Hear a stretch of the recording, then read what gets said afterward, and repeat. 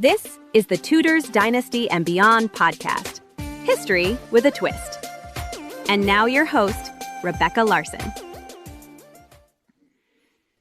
Hello and welcome back to the show. I'm your host, Rebecca Larson, and well, look who joined me again. I let him back in, Matt Lewis.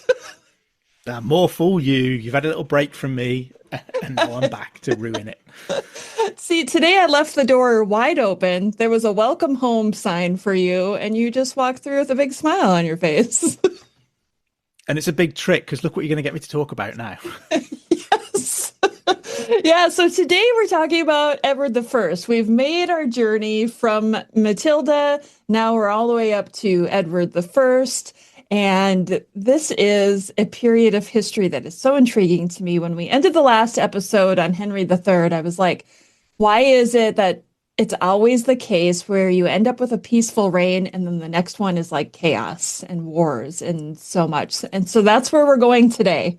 We're going to the chaotic reign of Edward I. And I feel like I say this every week. I don't know very much about this. And so that's why Matt's here, because Matt is a medieval historian and he can talk about it much more than I can. So where should we start? So let's probably just start from the death of his father, because you had mentioned in the last episode that this was the first time in history, and there was a word for it, but this was the first time in history where once the king died, his heir automatically became king without needing a coronation.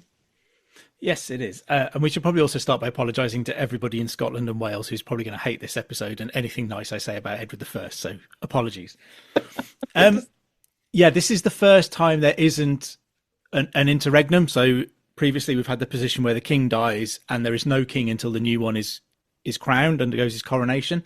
And that's caused all kinds of problems with people jumping into that space, causing trouble in that space. Henry III has changed the law so that when he dies, his son immediately succeeds without his coronation. He still needs a coronation to kind of make it official, to put the bells and whistles on, to cross all the T's and dot all the I's. But in terms of the law, Edward becomes king in the moment that his father dies. Henry has closed a loophole by doing that, and a necessary one too, because when Henry dies in 1272, Edward, who becomes immediately King Edward I, is away in the Holy Land on crusade. So he's been gone since 1270 on a crusade, which is it's quite often called the Ninth Crusade. It's sometimes called Lord Edward's Crusade because he's called Lord Edward before he's king. It's kind of a continuation of the Eighth Crusade. It's like Eighth Crusade Part 2, back crusading. I don't know what we're going to call that. Crusading again. Edward, yeah, carry on crusading. And Edward has not had a huge amount of success over there. He's been fighting a Muslim leader called Baibars, who has been very successful. This is the last crusade that will go to the Holy Land before the fall of Acre in 1291, which kind of sparks the end of the Crusader states in the Holy Land that have been there since the first crusade at the end of the 11th century. At one point, Edward tries to make contact with the Mongols to try and help him against Baibars and the Muslims. But, I always think the Mongols, if people are, it's not the first time someone's tried to harness the Mongols kind of thing to help in the Crusades. And I think the Mongols are like, why do we need an alliance with anybody? We're pretty good on our own, thank you. We're very good doing our own thing and destroying the known world and taking everything over.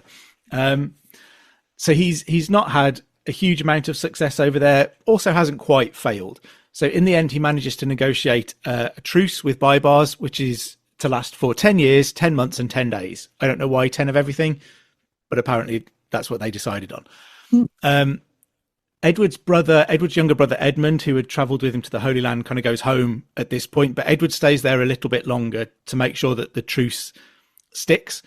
And so he's actually on his way home after that in 1272 when he gets the news that his dad had passed away. And he's in Sicily when the news catches up with him. And it's delivered by Charles of Anjou, who is King Louis IX's brother, Louis IX of France's brother. And he sort of catches up with Edward on Sicily and has to break the news to him that his son, Edward's son, has died. Edward's uncle has died and Edward's father has also passed away.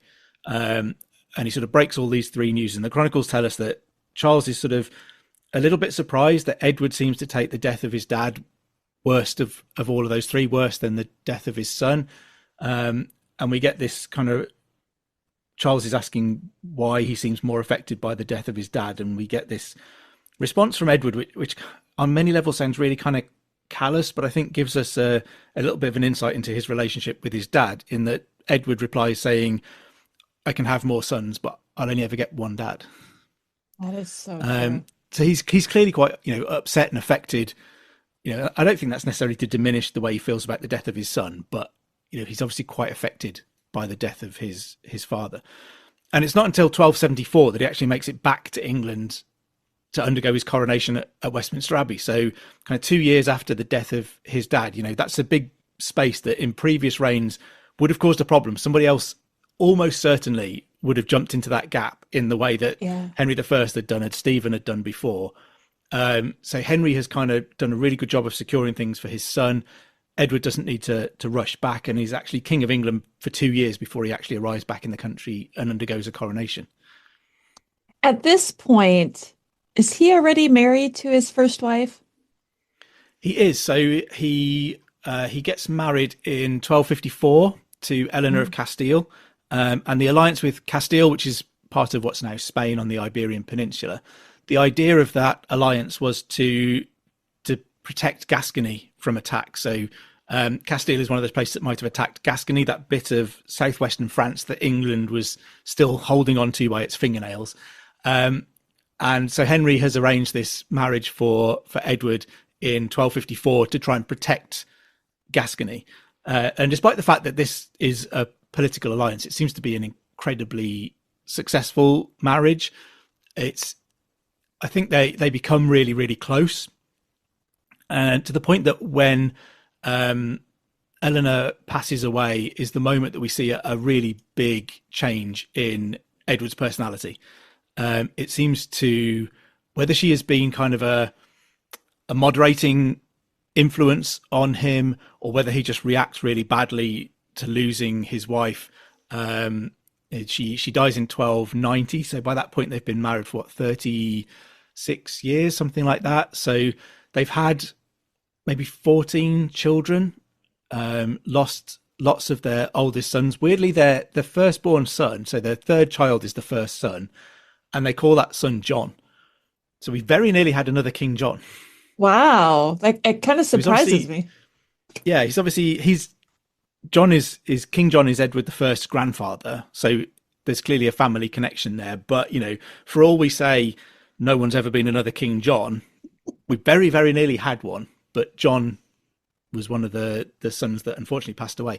And actually, eventually, the Edward II, who will succeed Edward I in the end, is their final child, their 14th child, and the only son that manages to survive to adulthood.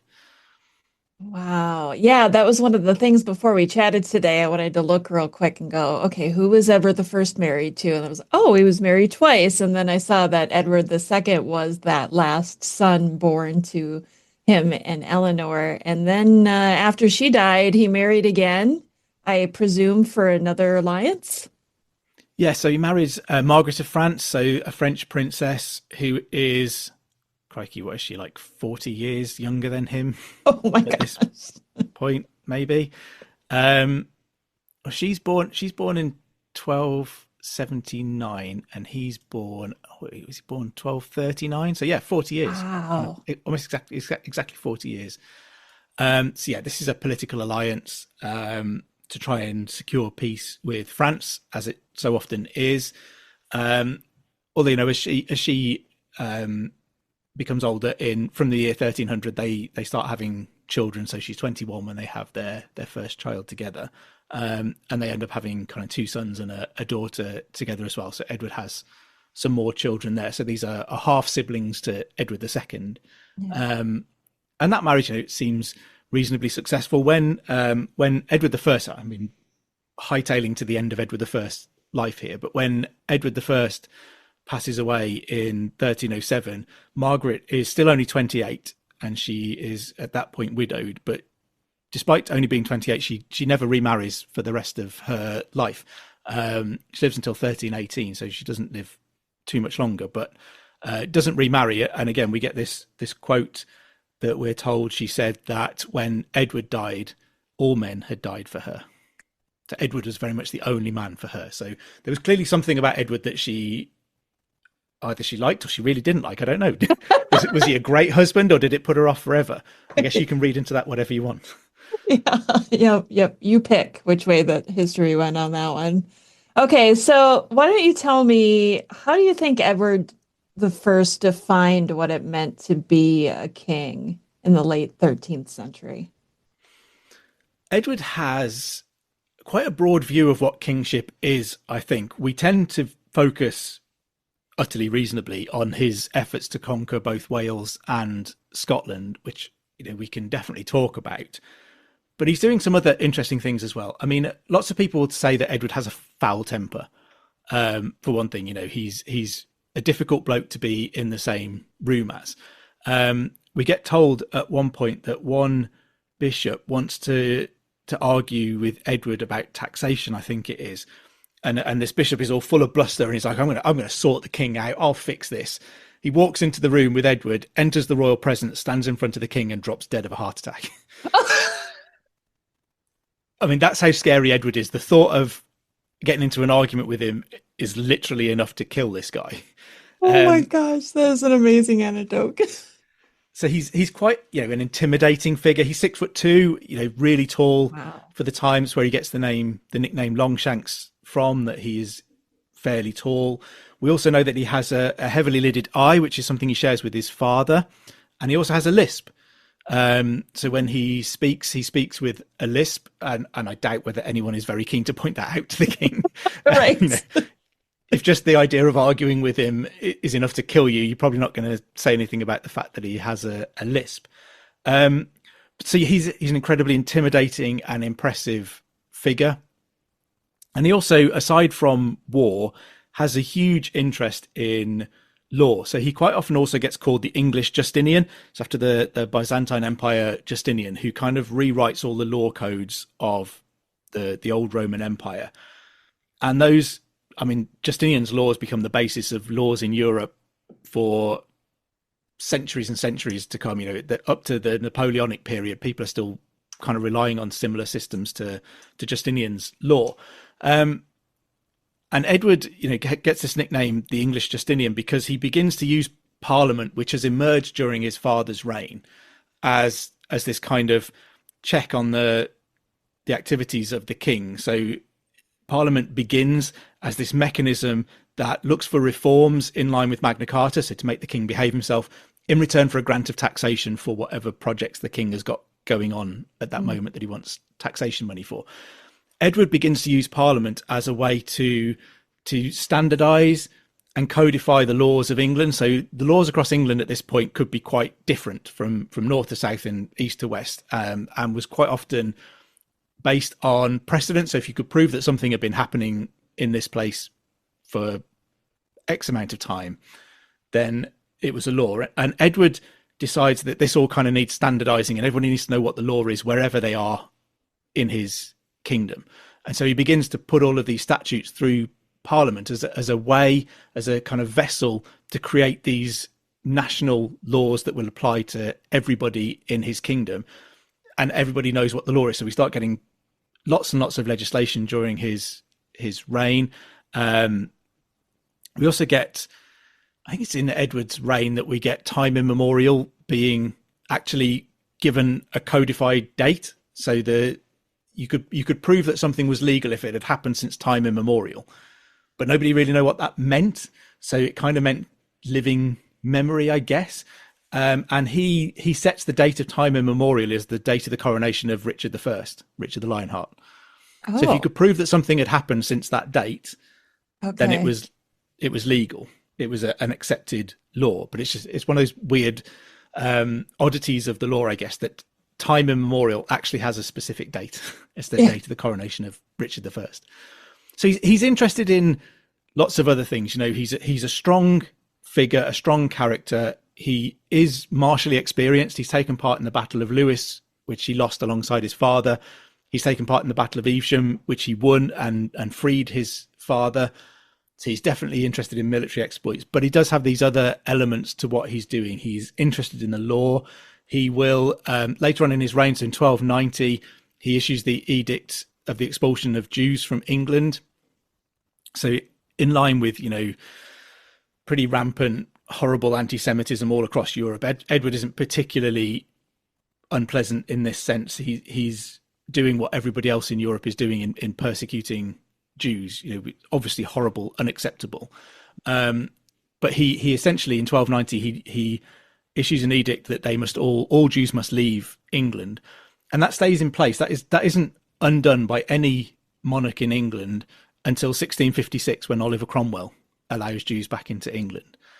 So for what, more than 350 years, it's illegal to be Jewish in England because of what Edward I does. And this is a guy who, I guess, he's a crusader. He's full of that kind of zeal, and maybe views this as something that a Christian king ought to be doing. And as I mentioned, it is something that's happening in other places in Europe. Jews are driven out of various kingdoms at various times. So definitely something that we would consider that Edward has done that's deeply unpleasant during this period. But again, another thing that has a huge impact on England for several centuries after his reign. Yeah. Wow. Okay. It's not stirring off good, is it? No, I mean, Edward is a really, really tricky figure because in so many ways he is incredibly impressive, and he is interested in some really good things around the law and codifying the law. But you have to juxtapose that with this guy who is so anti-Semitic that he drives Jews out of his kingdom for the rest of his reign. He maybe not responsible for what happens after that, but he drives all the Jews from England. And depending where you live in the British Isles, I guess maybe you can think it's impressive that he manages to conquer Wales, which is something that Norman kings have been trying to do since the Norman conquest. And it's more than 200 years, and it takes for Edward I to come along for that to succeed, and who very nearly conquers Scotland during his reign too, and sort of imposes this imperial idea across the British Isles that kings of England have often tried to impress, this idea that they're the most significant ruler in all of the British Isles. So if you're Scottish and Welsh, that's a really bad thing. Yeah. If you're living in England in the 13th and early 14th century, you probably think it's a good thing. This is what you want from your king. You want him to be militarily successful. And then alongside that as well, we can also talk about Edward, the builder and the architect. He's building castles all over the place. And as part of his conquest of Wales, one of the things that he does is build this ring of iron castles to cement his control over North Wales. And he brings back from his travels in Europe, he brings back a guy called James of St. George, who is an architect who has been building castles in Central Europe. And Edward has all of these ideas, and some of the castles that you see in Wales around this time, and the one at Beaumaris on Anglesey is kind of was meant to be the pinnacle of this, but Edward sort of runs out of money and time before he manages to finish Beaumaris. But he brings back, Crusader influences to the castles. He brings back European influences from his travels to the castles. He hires this guy, James of St. George, to make the most splendid, beautiful and defensible castles that he can possibly make anywhere. You get to Conway. Conway is a fascinating place. He builds a whole walled town there, drives the Welsh out from it, settles it with English people. But the castle there was meant to be very much a royal palace. One thing you might notice if you go to Conway Castle is it doesn't have a keep. It's one of the few castles that you'll find that doesn't have a keep at its centre, because Edward envisaged it as a palace, not as a castle in the old-fashioned way. Interesting. Out of curiosity, I do want to get into the whole Wales thing, but where did Edward... I'm trying to avoid it for as long as I possibly can. Can you tell? I want to get into trouble with everyone. Well, that's good. This gives me the opportunity, because he's doing all of this building. Where is he getting all the money for this? I mean, was the treasury stocked when his dad died, or is he just taxing the shit out of people? I mean, I think he is just, he's taxing. He is, he's quite wealthy. Henry had overseen a period of peace, so Henry hasn't been spending lots of money on war in the way that Edward will. And part of the reason I think for that, you quite rightly point to this flip-flop between peaceful reigns and reigns that are full of war.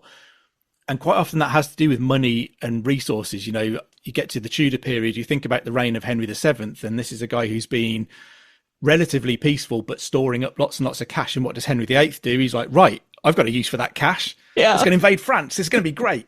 So, and then he blows all of that money trying to do that and leaves a situation where that has to be recovered from. So I think, you know, that's been going on in a cycle for centuries. So Edward is incredibly proficient as a governor. You know, he doesn't necessarily inherit vast amounts of money, but he's good at harnessing what he does have. And you know, he does run out of money, because that's the reason that Beaumaris Castle never gets finished, that he essentially runs out of money.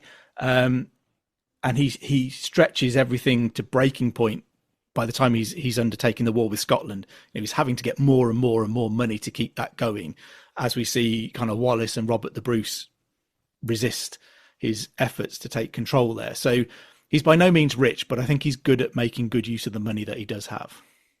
I was going to say, if he had money, he's sure spending it on building and fighting. So that's going to go fast. Okay. And now I'm going to shift to Wales here. I'm just so intrigued by this stuff. When it comes to his conquest of Wales, was it out of necessity or was it just aggression? Aggression, I think. But I think Edward is very careful to try and frame it as something that he's forced into doing. You know, that whole idea, I really don't want to come to Wales and have to conquer you, but if you're going to keep forcing me, you know, I'm going to have to come over there and do it. So the main ruler in Wales at this point is a guy called Llywelyn ap Gruffydd. He is the ruler of Gwynedd in the north of Wales, and he's actually been recognised in the peace. You know, we talked a lot about Henry III and this period of peace that he oversaw with neighbours. Part of that peace was a recognition of Llywelyn as the Prince of Wales. Henry III was happy to give him that title, to let him use it, to consider him the most senior ruler in all of Wales, and to have that title Prince of Wales, which is something that Edward is going to pinch and steal as part of what he does. And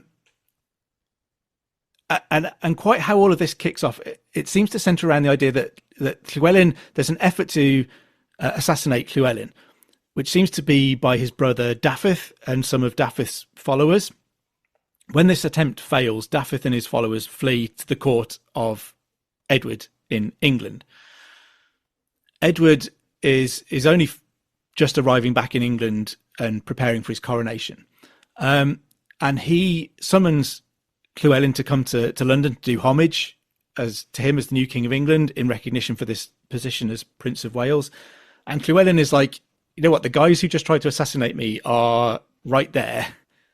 I am not coming to do this.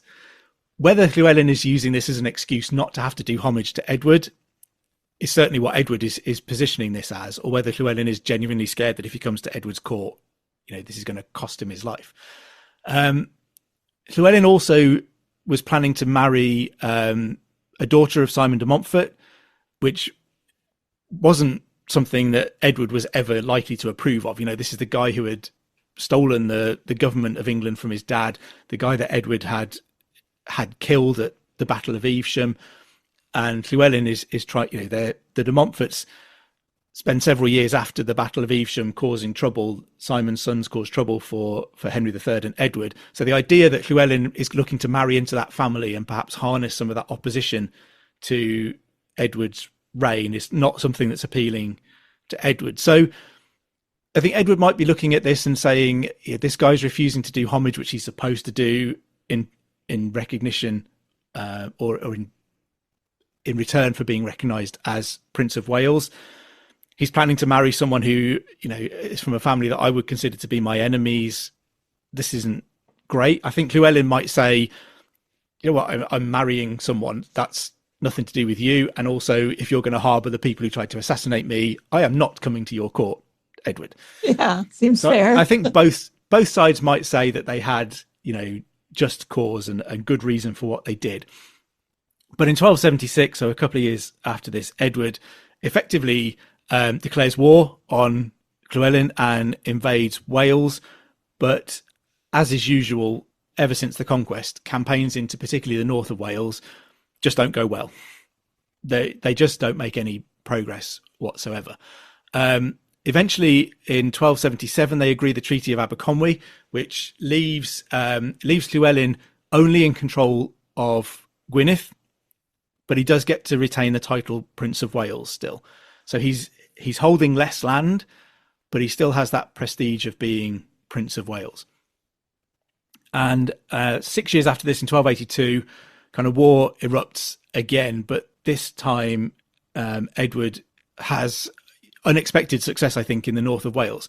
So even Henry II, who I will often hold up as one of the greatest kings that England ever had, and this kind of unstoppable military machine, Henry II goes into North Wales and is like, I can't do this.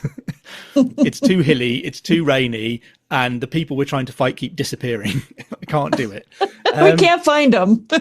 Exactly. We would fight them, but we can't find them.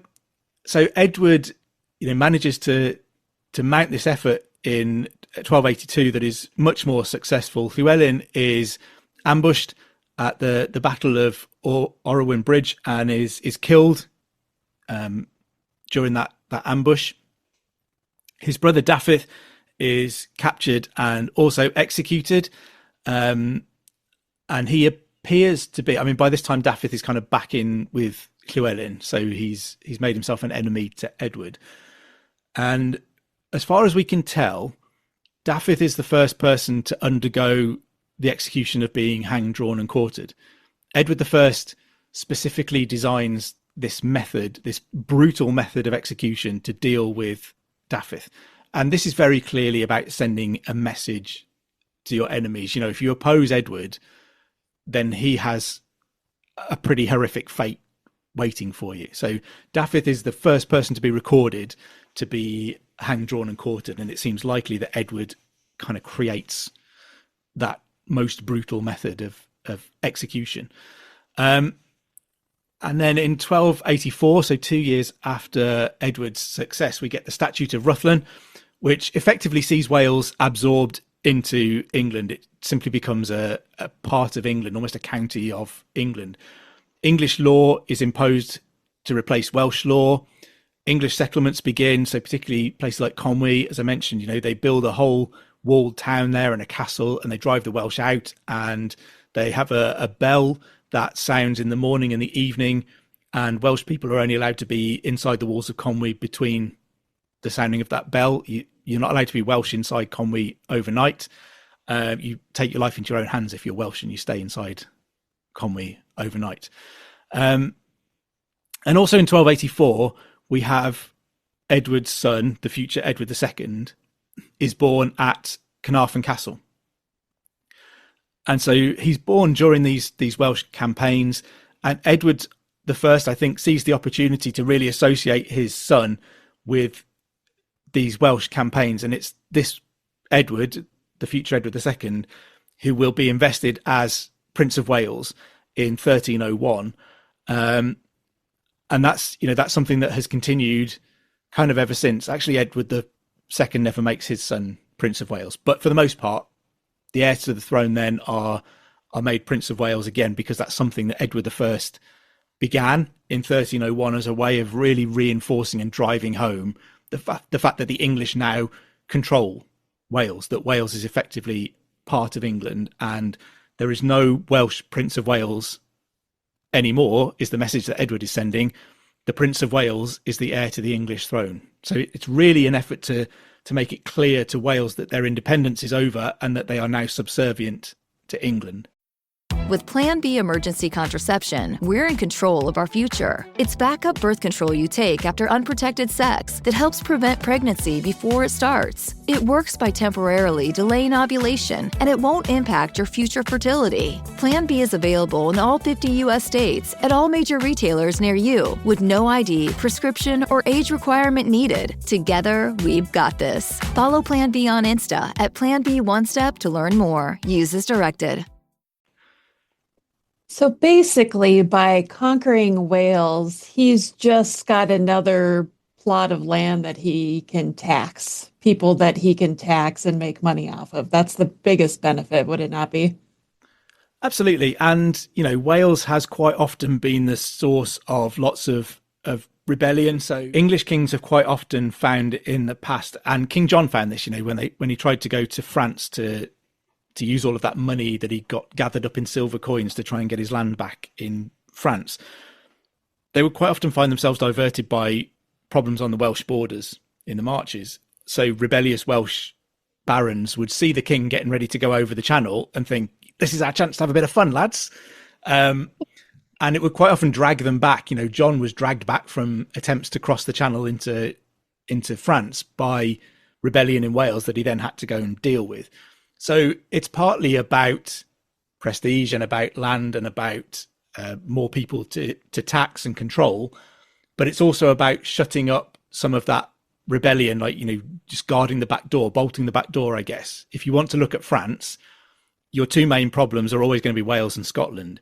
And I think that Edward I would say that by 1284, with the Statute of Rutland, he has dealt with Wales. That's one less problem he's got to look over his shoulder at. Oh, this is such an interesting period of history. To me, this is really when England starts becoming something bigger because of these moves that Edward I is making. How much time elapses between his Welsh invasion and his Scottish invasion? I mean, Edward can do more than one thing at once. It's very keen to demonstrate.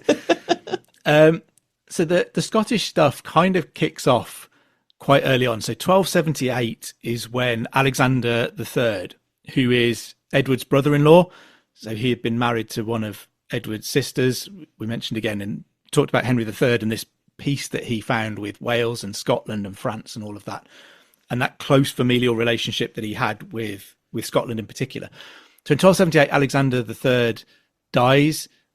Sorry, that's wrong. It's 1286, Alexander III dies, and he is succeeded by his 3-year-old granddaughter, who is Margaret of Norway, also known as the Maid of Norway.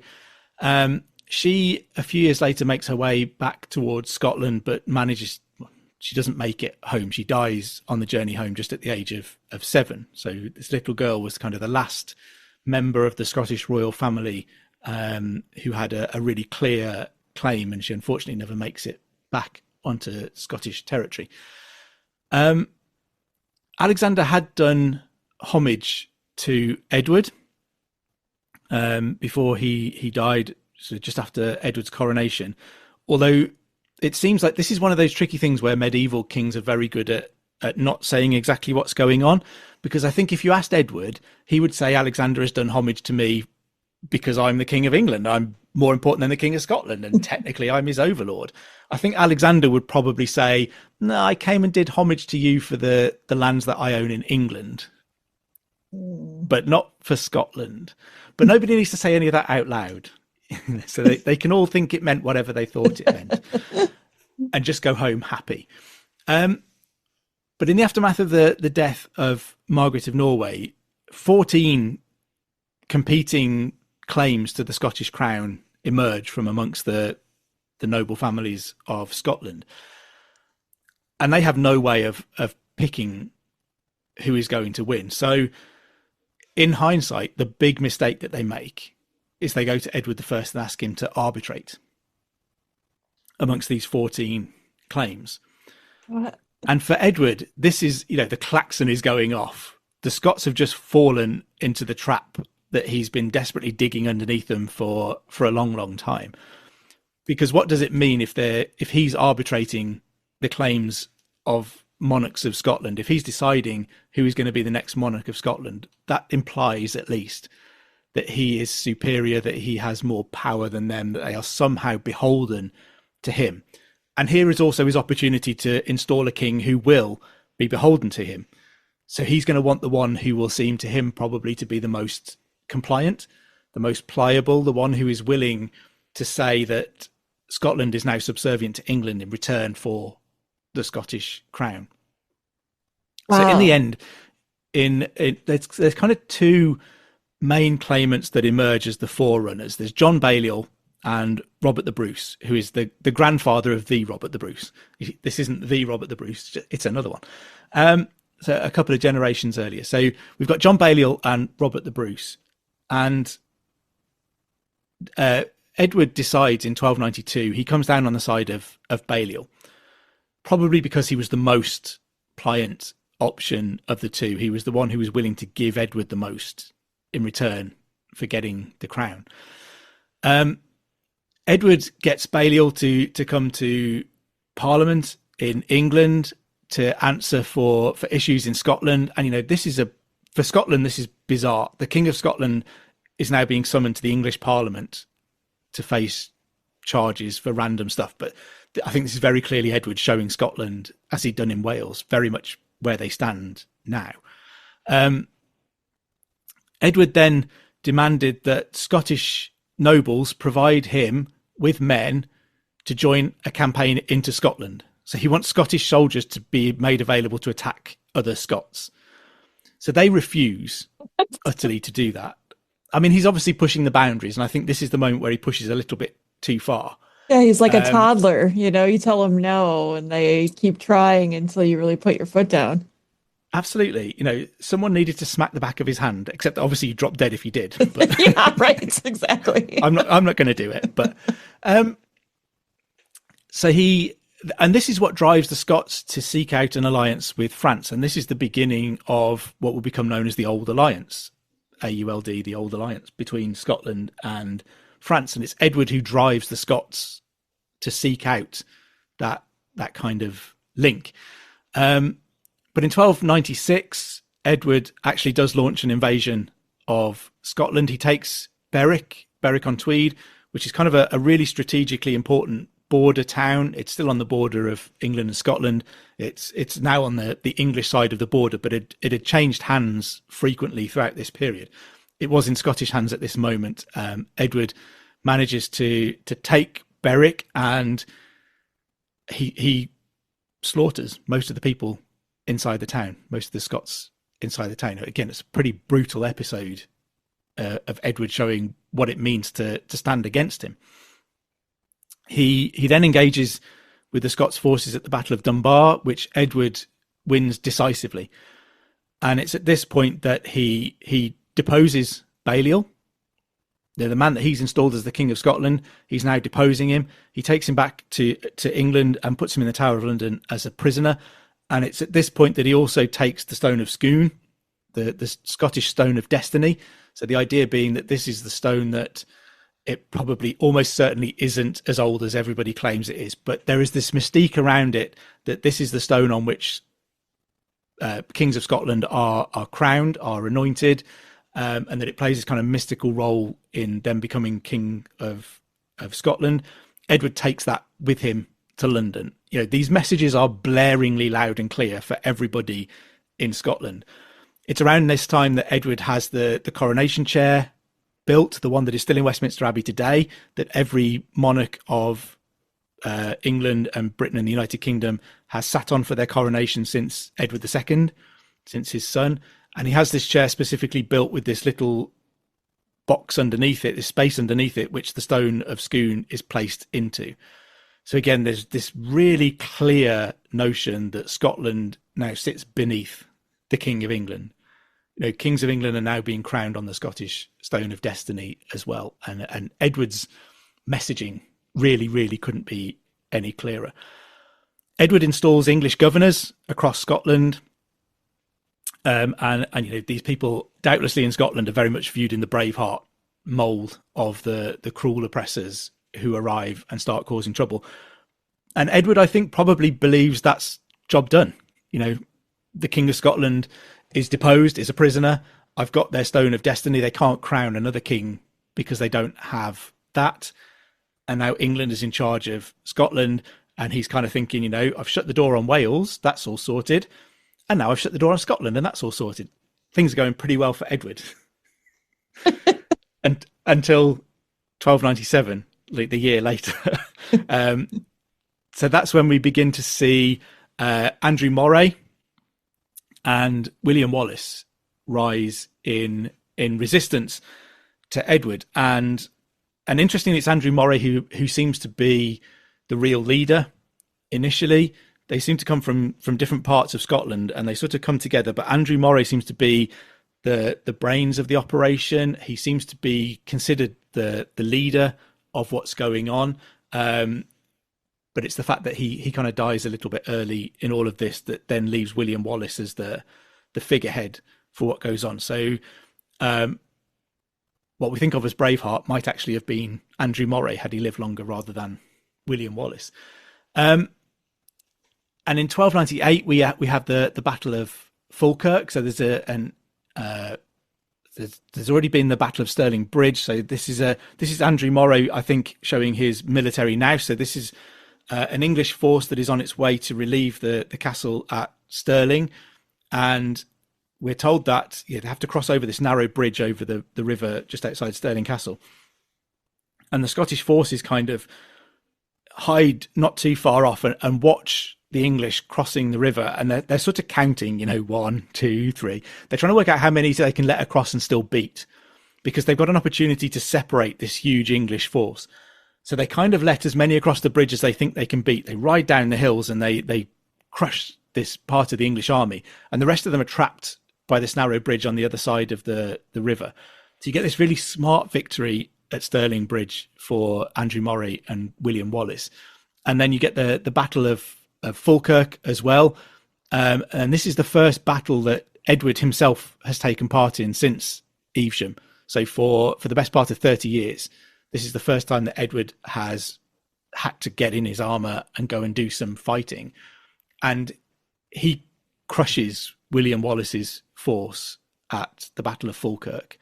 Andrew Moray, I think he appears to have died possibly of some wounds that he sustained at the Battle of Stirling Bridge, but he doesn't seem to be around by the time we get to the Battle of Falkirk. And now Wallace is kind of front and centre leading this Scottish rebellion. Edward, despite his success there, struggles to really maintain control over Scotland. So over the next few years into kind of 1301, he campaigns into Scotland regularly, but the Scots revert to this tactic, much as the Welsh had done and the Scots are used to doing, of kind of withdrawing, disappearing off into the highlands and into the hills, and refusing to engage with the English army in battle. Despite this, Edward is kind of irresistible, and by about 1304, pretty much all of the Scottish nobility have done homage to Edward and pledged their allegiance to Edward to try to keep the peace. And that includes Robert Bruce by this point, who is the Robert the Bruce. He has done homage to Edward. They kind of submitted in recognition of the fact that they can't beat him, even if they won't stand in front of him and fight him. And by this point, we do have Wallace as this kind of lone figure of resistance who wants to maintain Scottish independence, wants to continue the fight against Edward, but is now isolated. And for those Scottish nobility who have sworn their allegiance to Edward, Wallace is becoming a bit of an embarrassment. He's kind of uncontrollable. This is where I do think Braveheart, the film, for all of its horrible historical inaccuracies, this is where it does kind of get into the interestingly correct territory, I think, in that Wallace becomes this kind of lone figure who is now something of a problem for the Scots nobility as well as for Edward, because he's sort of embarrassing them by continuing resistance when they want Edward. What they really want is for Edward to go away and leave them alone. And they're willing to swear homage to Edward in return for peace. If he's down in London, what difference is it really going to make to their day-to-day life, is what I imagine they're thinking. Yeah. William Wallace is thinking it makes a massive difference because we're no longer a free Scotland. And he wants to keep that fight going, and they simply don't anymore. And it's in 1305 that Wallace is betrayed to the English by his fellow Scotsmen. He's taken to London. He undergoes a trial in which he refuses to recognise Edward's authority. He says, I've never done homage to you. You're not my king. Edward doesn't really care, doesn't really put Edward off. Wallace is tried as a traitor, and he undergoes that method of execution that Edward appears to have devised, and he is hanged, drawn and quartered at Smithfield. Lululemon knows the 2 times you'll love your everyday pants the most are when they're brand new and when they're broken in. Lululemon's new Easy 5 pants are designed to let you enjoy both feelings at the very same time. Because Easy 5 is the brand new pant that delivers a broken-in feel from day one. Engineered with the structure you want and the touch of stretch you need. Easy 5 casually outperforms denim. Shop now, in-store or online. Athletic innovation for everyday life. Lululemon. In 1306, so the year after Wallace is killed, Bruce murders his main rival, his only real rival for the idea of the Scottish crown to become king, in John Comyn. So he actually stabs John Comyn in a church, which is hugely problematic. Murdering people in church, really not a good thing. No. So Robert the Bruce has to go and get himself absolved by the bishops of Scotland for this sin. And he sort of says, it was a really, really bad thing that I did, but now there's just one guy, all of Scotland can get behind me.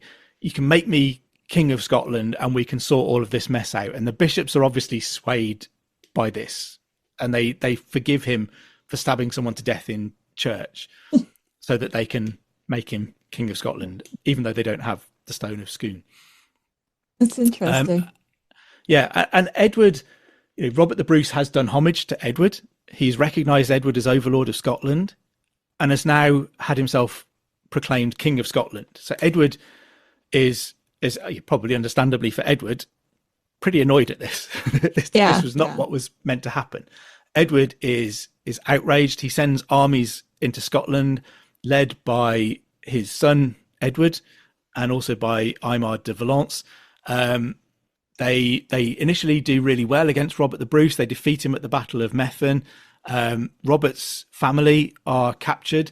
His sister Mary is taken to Roxburgh Castle and hung in a cage outside the walls of Roxburgh Castle as a form of public humiliation for Robert the Bruce and torture for her, that Robert can't save her.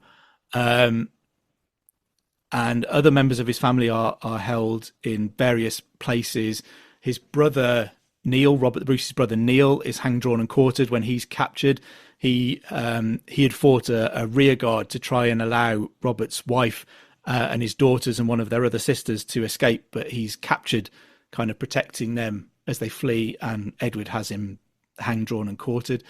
Robert the Bruce then manages to kind of regroup and bring together the Scottish forces. And this is the moment where we have that legend of him, watching the spider build its web, and the web is constantly knocked down and the spider just rebuilds the web again. And this idea that, he shouldn't give up, and he might have been knocked back down, but he can get back up and he can rebuild Scotland.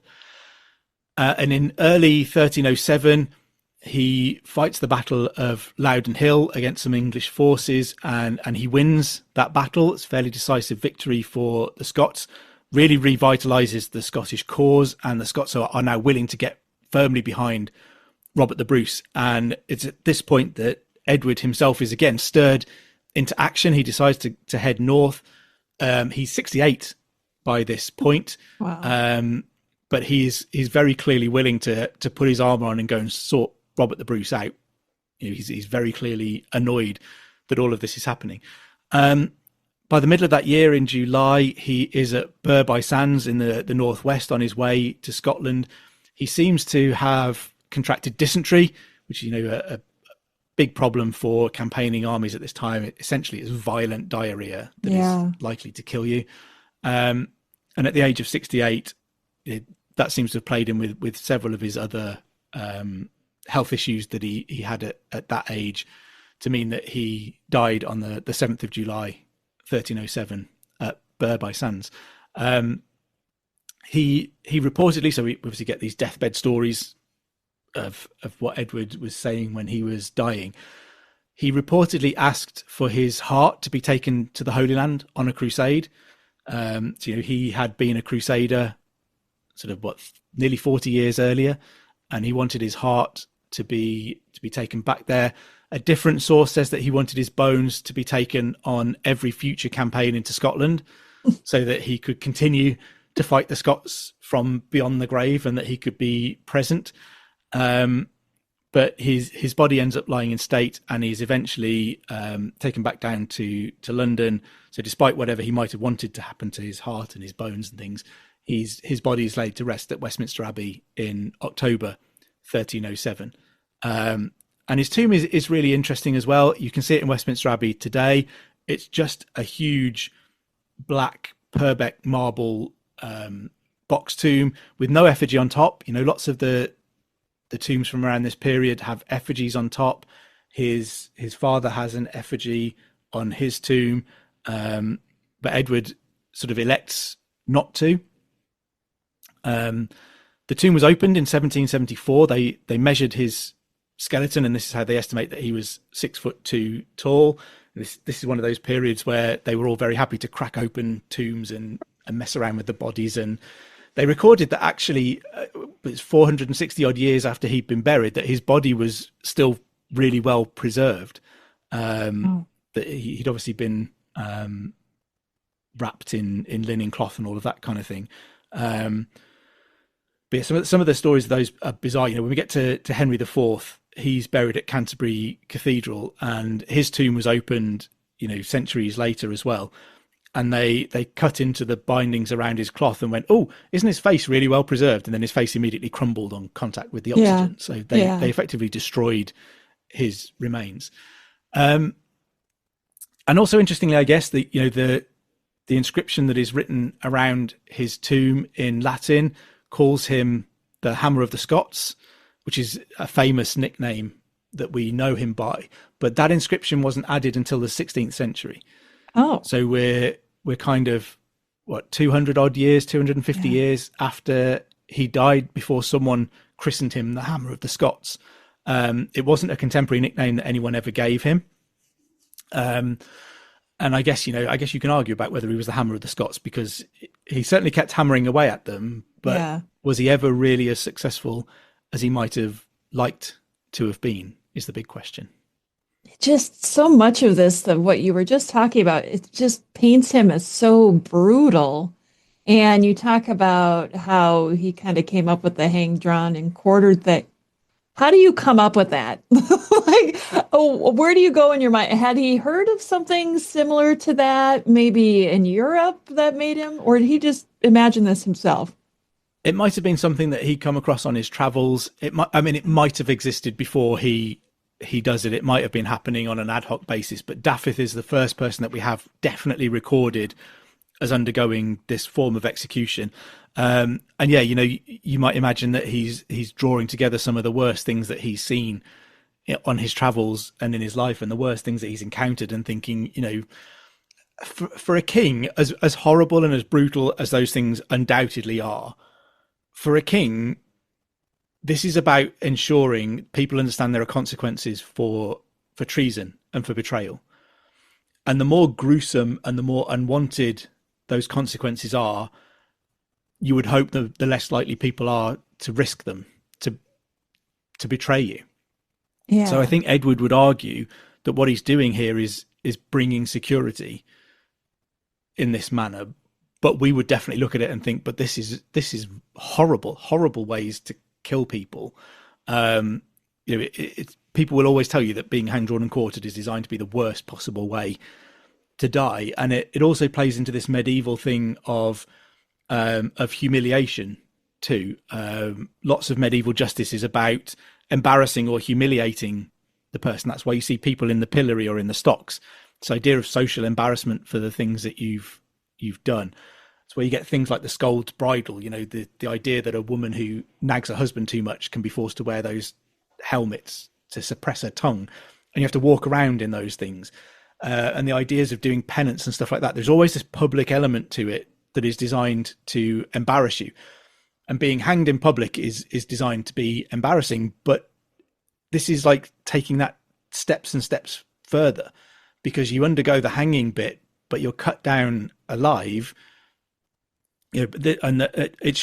Technically it should also go drawn, hanged, and quartered, but it just doesn't seem to scan that way, because the drawn bit is about being pulled on a hurdle on a wooden frame behind a horse through the town to the place of execution.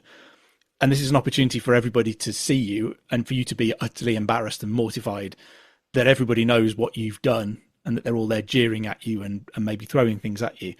And then you're hanged but cut down while you're still alive. And then you are cut open, disemboweled. They tended to pull your insides out and throw them onto a brazier, a fire next to you. So, one of the last things that you're going to smell while you're still conscious and alive is your own insides burning beside you. They quite often cut off genitals as well and threw them into the fire. So there's that element of emasculation in public in front of an audience as well. And the idea was to keep this person alive and conscious throughout as much of this as they possibly could. So obviously at some point shock is going to set into your body. There's only so much that it can take. Yeah. And once they died from these various elements of torture, then the head would be cut off, and usually the body would be quartered. The head would tend to be put on London Bridge. They covered it in tar and put it on London Bridge, and it might stay there for years and years and years, just rotting away as a constant reminder to everybody of what happens. And again, your public embarrassment is continuing, even if you don't care about it anymore. And the bodies could then be quartered and sent to various places. So when William Wallace is executed, his body is quartered and sent to 4 corners of Scotland as a reminder to everyone that this is what happens to you if you oppose Edward. So he has come up with something brutal and terrifying. And I think, not that I'm looking to defend hanging, drawing and quartering people. Please don't try this at home. I think he would probably try to argue that it's meant to be an effective way to maintain control in a rebellious time. I was just going to say, do you think in the end game that it worked? It served its purpose for what he was trying to do? It's hard to say, isn't it? Because, lots of people get hanged, drawn and quartered over the centuries that follow. So is it an effective deterrent?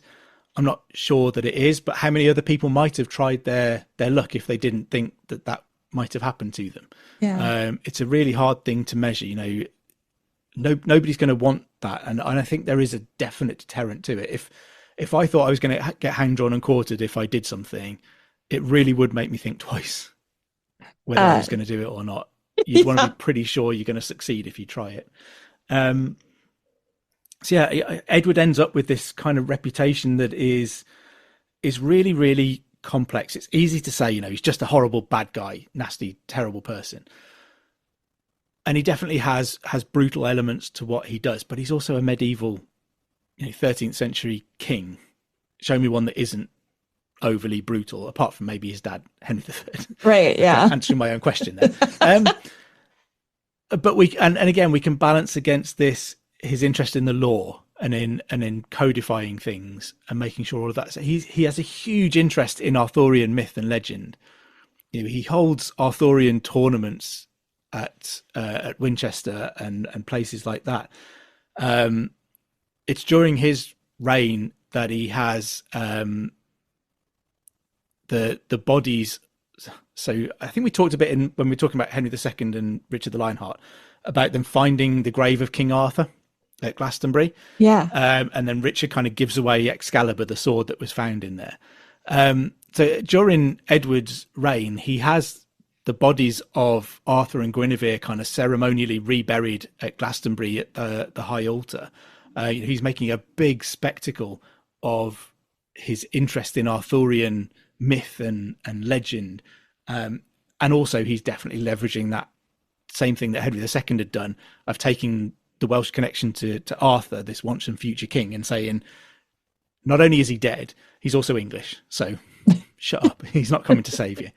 But yeah, so I think we end up with a man who is very complex, who definitely is brutal, definitely has unpleasant views to our minds today, but may well have been applauded for some of those views by his contemporaries in England, who would have seen a militarily successful king, who was, sharing the wider Christian sense that Jews shouldn't be in England, in European countries at this time.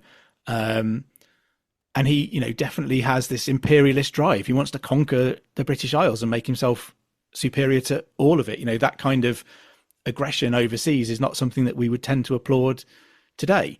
It's not what we want from our leaders now. So there are things that he does that are problematic to us, but I would question whether they were as problematic to his contemporaries or whether they actually applauded him, whether this is what they wanted and expected from their king. And I think, we just sometimes, and if you're Scottish and Welsh, you will tend to hate Edward I with a burning passion, which I completely understand.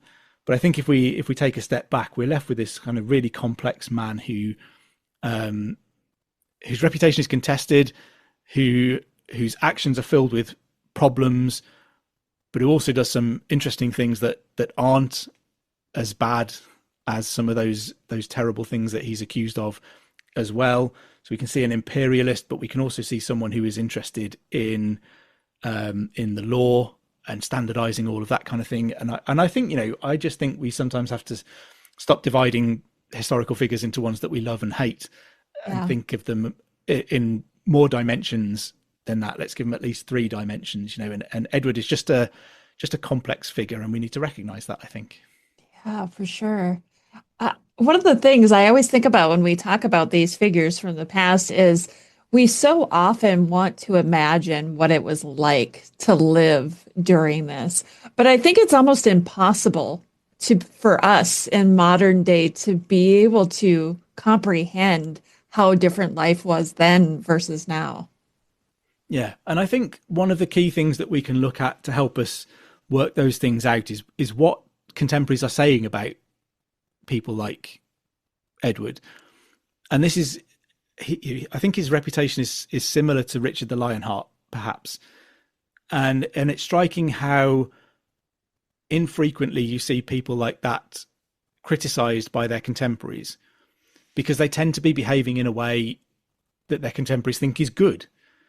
The job of a king is to make war on his enemies and to be victorious. And in many ways, Richard and Edward tick those boxes. Yeah. But in 2026, we would say that they are being ruthlessly brutal to the point of cruelty. And I think, that extends to kind of Henry V. When we get to Henry V and his campaigns in France, we can see similar accusations being thrown at him today, that he committed war crimes. But it's interesting that with Henry V, you don't get a single French chronicler who criticizes Henry for the way he behaves during those campaigns, because they recognize that he's acting within their expected and accepted norms of war. Yeah. So I think quite often we can accept that the lack of criticism of some of these people means that they're not behaving in a way sorry. The lack of criticism of some of these people means that they're not behaving in a way that their times found as unacceptable as we find them today. Yeah, that's so true. Well, this has been quite the journey about Edward I today. I love these episodes. I love listening to you talk about these figures in history. Out of curiosity, I feel like I always have to ask this question. No. This one should be pretty easy. But out of curiosity, if you were to summarize Edward I in one word, what would it be? Scary. There you go. I think wherever you're coming from, whether you're Scottish, whether you're Welsh, whether you're on good terms with him, bad terms with him, I think he's one of those people that even if you were friends, you'd always have a side eye on him and be waiting for his temper to break, his fuse to reach its end. Anyone who can cause someone to drop dead simply by standing in front of them and thinking about disagreeing with them is pretty scary. I think he's a man who knows what he wants and is going to do everything that he possibly can to make sure that he gets it. Yeah, and that's pretty scary. And in the end, I guess that would make him a pretty successful monarch. Yeah, apart from the fact that he never really cements his grip on Scotland, I think there's a couple of occasions where he might legitimately have thought job done in Scotland, but he doesn't manage to put that to bed. In fairness to him, he's 68 by the time this comes to an end. Yeah. And I think you can also say that he leaves his son with a really, really tricky situation, trapped in really expensive wars that are becoming increasingly unwinnable. And that's not the best legacy for a king to leave behind either. Yeah. Edward II, I don't think is the best legacy any king ever left behind. But, for the most part, he's very successful and very good at what he does. Matt, thank you so much for coming back again and teaching us all about Edward I today. That's a pleasure. Thank you for having me again. Thanks for listening to Tudors, Dynasty, and Beyond. If you enjoyed the episode, please take a moment to follow or subscribe wherever you're listening so you never miss a new release. And if you loved it, leave a quick review. It helps more history lovers find the show. Want to support the podcast and get bonus content? Head to patreon.com/tudorsdynasty. You can also find the link in the show notes of this episode. Join the conversation with Rebecca on social media at Tudors Dynasty. Until next time.